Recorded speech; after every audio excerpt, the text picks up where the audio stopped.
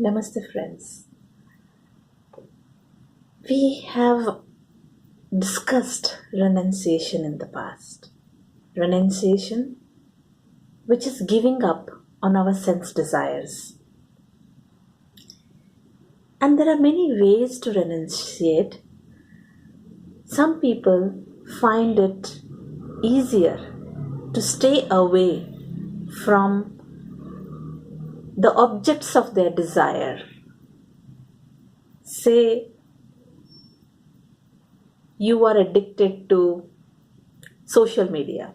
So you spend a sizable amount of your time on browsing through unnecessary posts which might not be of any use to you, but you end up spending and wasting a lot of time in it. So you decide to give up on the time that you spend on social media and confine it to do things that are important for you. Say, meditate in that time that you save from that wastage. But if internally in your mind you are craving for that distraction that social media gives you, that social media enables you to take your mind off from things that you might not be liking in your own life. The entertainment that you might have got from browsing through YouTube videos.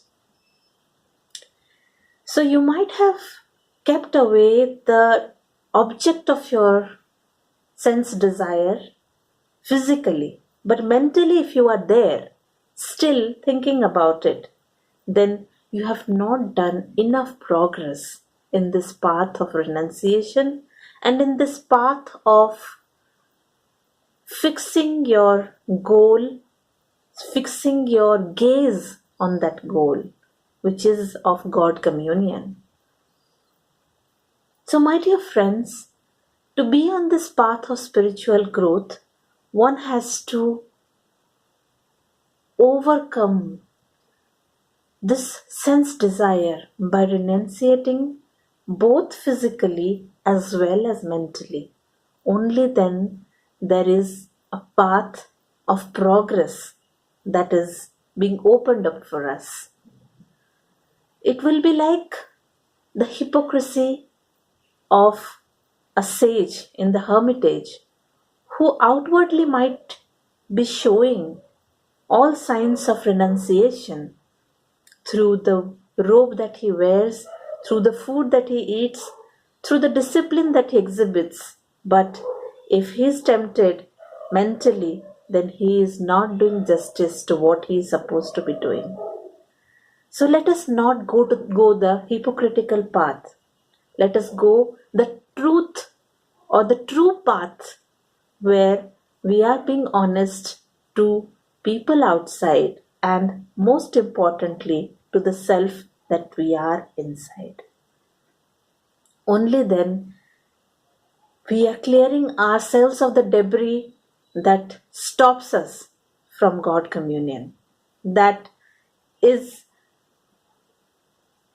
a hurdle for us to clear the air, to clear the dust that has settled on us. So, for that, we have to overcome hypocrisy, we have to renunciate physically as well as mentally.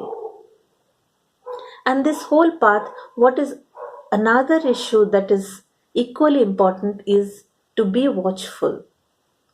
Because you never know, even though you have done enough progress in your path of spiritual growth, and you might think that I have beaten that sense desire. I am clear, I am clean now. But then this arrogance, this overconfidence can be a biggest hurdle, because even if a small speck of dust is still there, it is enough to pollute the whole clarity or the cleanliness that you have done for years. So, being watchful of what you think, being watchful of what you do, and being reflective of this whole process is extremely essential.